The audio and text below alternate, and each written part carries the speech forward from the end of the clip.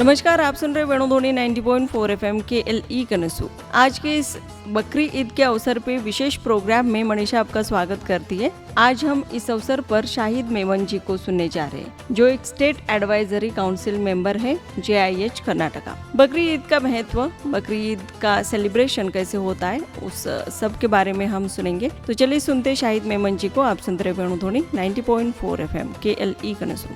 प्रिय भाइयों और बहनों, आप सबको ईद उल अज़हा की बहुत बहुत शुभकामनाएं। आज के दिन का इतिहास पैगंबर इब्राहिम अलैहिस्सलाम के जीवन से जुड़ा हुआ है। उनका संघर्ष, उनके कुर्बानी, उनका ईश्वर से बेमिसाल और अनोखा प्रेम, ईश्वर की खातिर अपना सब कुछ त्याग कर देना, यह सब याद आता है। आज का दिन उनकी याद का दिन है। पैगंबर इब्राहिम अलैहिस्सलाम ईश्वर के एक महान प्रॉफिट और मैसेंजर थे। 4000 साल पहले उन्होंने हज की पवित्र यात्रा की शुरुआत की। सऊदी अरेबिया के मक्का शहर में काबा वो पवित्र स्थान है जिसकी यात्रा को हज कहते हैं। काबा ईंट और पत्थर से बनाया हुआ एक क्यूबिकल स्ट्रक्चर है जिसकी स्थापना पैगंबर इब्राहिम ने की और इसको सारी मानवता के लिए एक ईश्वरवाद का केंद्र घोषित किया। हज का संदेश एक ईश्वर, एक मानवता और ईश्वर के आगे समर्पण होने का संदेश है। ये वही सनातन संदेश है जो हर युग में ईश्वर के भेजे हुए महापुरुष, प्रॉफिट्स और मैसेंजर्स दुनिया में लाते रहे। 1450 साल पहले पैगंबर मोहम्मद सल्लल्लाहु अलैहि वसल्लम ने इस संदेश को और हज की इस पवित्र यात्रा को फिर से जीवित किया और आज तक ये यात्रा चल रही है। पवित्र कुरान ने इस एक ईश्वरवाद के संदेश को यूं कहा, उसका वर्णन होता है कुरान में, वही ईश्वर तुम्हारा प्रभु और पालनहार है, उसके सिवा कोई पूज्य नहीं। वही हर चीज का पैदा करने वाला है, उसी की भक्ति और उपासना करो और वही हर चीज का संरक्षक है। एक और जगह कुरान में कहा गया, हमने हर समुदाय में एक संदेशवाहक को भेजा इस संदेश के साथ कि एक ईश्वर अल्लाह की उपासना करो, उसके सिवा कोई और पूज्य नहीं। आज मैं आपके सामने हज की यात्रा की कुछ झलकियां रखना चाहूँगा। हज पूरे 5 दिन चलता है। सारी दुनिया से लगभग 25 लाख लोग इस यात्रा के लिए आते हैं। अमीर और गरीब, राजा और रंक, काले और गोरे, स्त्री और पुरुष, सब चले आते हैं। हज का पहला दिन कुछ इस तरह से शुरू होता है। हाजी अपने वस्त्र बदल देते हैं। आप देश के राष्ट्रपति हो या राजा महाराजा हो, यहाँ तो 2 सफ़ेद कॉटन की चादरें हैं जो ओढ़ना है। इसको एहराम कहते हैं। ईश्वर के दरबार में सब सम्मान है, कोई छोटा कोई बड़ा नहीं। रंग, रूप, वर्ग, वंश और भाषा के अंतर भी मिट जाते हैं। पवित्र कुरान का एक श्लोक है जो इस समय याद आता है। ईश्वर कहता है, हे मानो, हमने तुम्हें एक पुरुष और एक स्त्री से पैदा किया और तुम्हारे वर्ग और वंश बनाए ताकि तुम्हारा एक दूसरे से परिचय हो। निसंदेह ईश्वर की दृष्टि में वही व्यक्ति सबसे ज्यादा सम्मानित है जिसके कर्म अच्छे हैं। इसी हज के अवसर पर पैगंबर मोहम्मद सल्लल्लाहु अलैहि वसल्लम का विदाई भाषण भी याद आ जाता है। आपने कहा था, संपूर्ण मानव जाति आदम और हव्वा की संतान है। किसी अरब को किसी गैर अरब पर और किसी गैर अरब को अरब पर कोई श्रेष्ठता या बड़ापन प्राप्त नहीं है। इसी तरह कोई काले को गोरे पर और कोई गोरे को काले पर उच्चता प्राप्त नहीं है। बड़ापन और उच्चता तो उसके लिए है जिसके कर्म अच्छे हैं। अब एहराम ओढ़कर 2 सफ़ेद कॉटन की चादरें लाखों लोग मीना के खुले मैदान की तरफ चल पड़ते हैं। यहाँ भाषा भी बदल जाती है। चलते फिरते, उठते बैठते हाजी एक ही शब्द कहते हैं, लब्बैक अल्लाहुम्मा लब्बैक, लब्बैक ला शरीका लका लब्बैक, इन्नल हम्दा वन निअमता लक वल मुल्क ला शरीका लक। मैं हाजिर हूँ, ए अल्लाह, ए मेरे प्रभु, मैं हाजिर हूँ, तेरा कोई साझीदार और पार्टनर नहीं। सारी प्रशंसा, सारे वरदान तेरे ही लिए है। तू अकेला इस जगत का बादशाह है, तेरा कोई सहयोगी नहीं। चारों तरफ यही आवाज गूंजने लगती है और ऐसा लगता है जैसे 4000 साल पहले पैगंबर इब्राहीम अलैहिस्सलाम ने हज के लिए लोगों को पुकारा था और आज सारी दुनिया से लोग चले आए हैं और कह रहे हैं लब्बैक लब्बैक, मैं हाजिर हूँ, मैं हाजिर हूँ। पवित्र कुरान में पैगंबर इब्राहीम से ईश्वर संबोधित करते हुए कहता है, ए इब्राहीम, और लोगों में हज की घोषणा कर दो, वे तुम्हारे पास पैदल या सवारी पर चले आएंगे दूर के रास्तों से। लब्बैक लब्बैक, यही शब्द कहते कहते हाजी मीना पहुंचते हैं। पहले दिन मीना पहुंचकर टेंट्स में रुक जाते हैं। दूसरे दिन सुबह सवेरे नमाज पढ़ते ही फिर एक खुले मैदान अरफात की तरफ चल पड़ते हैं। ये हज का सबसे महत्वपूर्ण पड़ाव है। अरफात का ये मंजर हाजी जिंदगी भर नहीं भूल सकता। लाखों इंसान एक खुले रेगिस्तान में खड़े हैं, सब अपने हाथ आसमान की तरफ उठाकर दुआएं मांग रहे हैं। सबके आंखों में आंसू है। ईश्वर के अनगिनत उपकार और एहसान याद आ रहे हैं। प्रायश्चित कर रहे हैं। आशा और निष्ठा के साथ ईश्वर से क्षमा मांग रहे हैं। अपने प्रभु और पालनहार से अपने संबंध को मजबूत कर रहे हैं। इस जीवन के कठिन सफर में उसकी शरण, उसकी सहायता और उसका समर्थन मांग रहे हैं। पवित्र कुरान में ईश्वर हमें धारस दे रहा है, कह दो ए मेरे बंदो, जिन्होंने अपनी आत्मा के साथ अन्याय किया है, अल्लाह की करुणा से निराश न हो। निश्चय ही अल्लाह सारे गुनाह माफ कर देगा। वह अत्यंत क्षमा करने वाला और दया करने वाला है।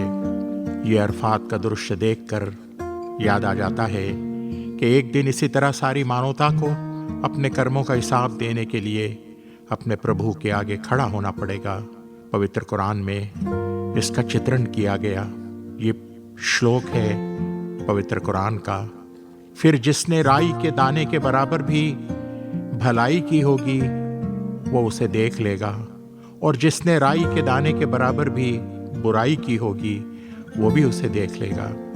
एक और जगह कुरान में कहा गया, आज हर व्यक्ति को उसके कर्मों का पूरा पूरा बदला दिया जाएगा और किसी के साथ अन्याय नहीं होगा। अरफात के टेम्पररी शेल्टर्स में कुछ देर रुककर जैसे ही सूर्य डूबता है, संध्या हो जाती है, तुरंत लाखों हाजियों का कारवां फिर चलने लगता है एक और खुले रेगिस्तान मुस्तल्फा की तरफ। आप महलों में रहने वाले हो या फिर 5 स्टार लग्जरी में, रेतीली जमीन पर एक चादर बिछाना है, इसी पर पूरी रात गुजारना है, नमाजें पढ़ना है, कुछ आराम करना है। यहाँ कोई टेंट या सर पर कोई छत भी नहीं होता। इंसान का अभिमान, अहंकार सब टूटकर बिखर जाता है। ये चेतना जागृत होती है कि बड़ापन, महानता और उच्चता अगर है तो वो ईश्वर के लिए है, जो आकाशों और धरती का मालिक है। पवित्र कुरान में ईश्वर की महिमा का इस तरह से वर्णन किया गया, वही ईश्वर अल्लाह है, पैदा करने वाला, हर चीज की रचना करने वाला और उसको रूप देने वाला। उसी के लिए सारे सुंदर नाम हैं। आकाशों और धरती की हर चीज उसकी महिमा के गुणगान कर रही है। मुस्तल्फा में पूरी रात गुजारने के बाद हाजी फिर सूर्य उदय होते ही नमाज पढ़कर मीना को वापस लौट आते हैं, जहां जमरात है। जमरात वो स्थान है जहां 3 पिलर्स बनाए गए हैं। हाजी इन पिलर्स पर छोटे छोटे कंकर फेंकते हैं। ये इस बात का प्रतीक है कि हाजी घर लौटने के बाद स्वार्थ, लोभ, लालच, अहंकार और अपनी गलत मनोकामनाओं के विरोध संघर्ष करते रहेंगे। हर उस रास्ते को ठुकरा देंगे जो ईश्वर से दूर ले जाने वाला हो। ये 5 दिन का लगातार संघर्ष, समय समय पर चलना, रुकना, ठहरना और फिर चलना, ठीक समय पर उस स्थान पर पहुंचकर रिचुअल्स को पूरा करना हाजी के लिए सबसे बड़ी परीक्षा है। 2 सफेद कॉटन की चादरें ओढ़े हुए हाजी की स्थिति एक फकीर, एक दरवेश जैसी हो जाती है। वो कंघी नहीं कर सकते, खुशबू नहीं लगा सकते, अपने बाल या नाखून नहीं काट सकते, एक चींटी एक मच्छर को मारना भी मना है, पेड़ का एक पत्ता भी नहीं तोड़ सकते। हाजी वास्तविकता में दया, करुणा, अमन और शांति का प्रतीक बन जाते हैं। इसके बाद हाजी मीना कुर्बानी की रस्म अदा करते हैं। ये कुर्बानी पैगंबर इब्राहिम की याद में की जाती है, जिन्होंने ईश्वर की खुशी और प्रसन्नता की खातिर अपना सब कुछ कुर्बान कर दिया था। पवित्र कुरान में स्पष्ट रूप से कहा गया, ईश्वर को न जानवर का मांस पहुंचता है न उसका रक्त। वो तो तुम्हारे मन की भावना को देखना चाहता है। वो देखना चाहता है कि कैसे तुम उसकी आज्ञा का पालन करते हैं, कैसे तुम उसकी प्रसन्नता के लिए अपनी गलत मनोकामनाओं और इच्छाओं के त्याग दे देते हैं। पवित्र कुरान में कहा गया, कह दो मेरी नमाज, मेरी उपासना, मेरा जीना और मेरा मरना सब ईश्वर के लिए है, जो सारे संसार का मालिक है। धीरे धीरे ये संघर्ष समाप्त होने लगता है। हाजी अब मीना के टेंट्स पहुंचकर अपने बाल कटवाते हैं। ये इस बात का प्रतीक है कि वो अब अपना पिछला जीवन छोड़कर एक नए जीवन की शुरुआत कर रहे हैं। एक ऐसा जीवन जिसमें स्वच्छता और पवित्रता हो, नम्रता और करुणा हो। हाजी अब अपना एहराम उतार देते हैं, स्नान करते हैं, अपने सिले हुए कपड़े पहनते हैं, खुशबू और सुगंध लगाते हैं और बंठन कर ईश्वर के उस पवित्र घर की तरफ चल पड़ते हैं, जिसको देखने के लिए उनकी आंखें तरस रही हैं। कदम तेज हो जाते हैं, दिल धड़कने लगता है। देखते ही देखते मस्जिदुल हराम पहुंच जाते हैं। काबा सामने आ जाता है। आंखों में आंसू छलक उठते हैं। हाजी अपने माथे को टेकते हैं, उस पवित्र घर की चौखट को चूमते हैं, आस्था के साथ, निष्ठा के साथ। फिर काबे का परिक्रमा करते हैं, घूमते हैं उसके अतराफ, 7 फेरे लगाते हैं, ये कहते हुए कि अल्लाह, ऐ मेरे प्रभु, अब तू हमारे जीवन का केंद्र होगा। हमारा जीवन तेरे अतराफ घूमेगा। तेरी आज्ञा का पालन, तेरे इच्छा अनुसार जीवन गुजारना, तुझे खुश करना, यही हमारे जीवन का लक्ष्य होगा। ये दुआ मांगते हैं, ए अल्लाह, ए हमारे प्रभु, हम आज के बाद हज करने के बाद जब अपने घर जाएं तो सत्य और न्याय, दया और करुणा, प्रेम और भाईचारगी, क्षमा और त्याग, ये हमारे जीवन के आदर्श बने। धोखा, झूठ, चोरी, भ्रष्टाचार, अन्याय और अत्याचार हमारे जीवन से दूर रहे। हमारा जीवन वरदान बने, ब्लेसिंग बने सारे इंसानों के लिए, सारी सृष्टि के लिए। इस तरह हज पूरा करने के बाद हाजी एक भला मानस, एक आदर्श पुरुष बनकर लौटता है अपने देश, अपने घर, अपने गांव। तो उसका जीवन नमूना बनता है सारी मानवता के लिए। लेकिन ये उस वक्त संभव है जब हज सच्ची निष्ठा के साथ और हज की आध्यात्मिकता को समझकर हज किया जाए, वरना हज भी एक रिचुअल बन जाता है, जीवन में कोई परिवर्तन नहीं आता। हज जीवन में एक बार उन लोगों के लिए फर्ज है जो इस यात्रा के लिए शक्ति और क्षमता रखते हैं। हज साल में एक ही बार फिक्स डेट्स पर होता है, लेकिन मक्का मदीना की यात्रा, जिसको उम्रा कहते हैं, पूरे साल उम्रा के लिए साल भर आते रहते हैं। ये संसार के सृष्टिकर्ता की तरफ से एक सुंदर व्यवस्था बनाई गई है कि एक ईश्वर की उपासना और एक ईश्वरवाद का संदेश उस समय तक जीवित रहे जब तक कि मानवता इस धरती पे जीवित है। मक्का और काबा जैसे मानव शरीर का हृदय है, जो पूरे शरीर को रक्त पहुंचा रहा है और उसे जीवित रख रहा है।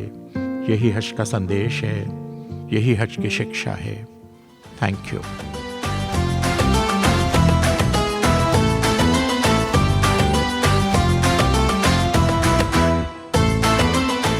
ये था आज का विशेष प्रोग्राम जो आपके लिए वेणुध्वनि 90.4 FM पे सुन रहे थे। शाहिद मेमन जी हमारे साथ थे, जो state advisory council member JIH Karnataka हैं। कैसा था आज का एपिसोड ज़रूर बताइए। नंबर है 9019904904। ये है केली वेणुध्वनि 90.4 FM की प्रस्तुति। नमस्कार।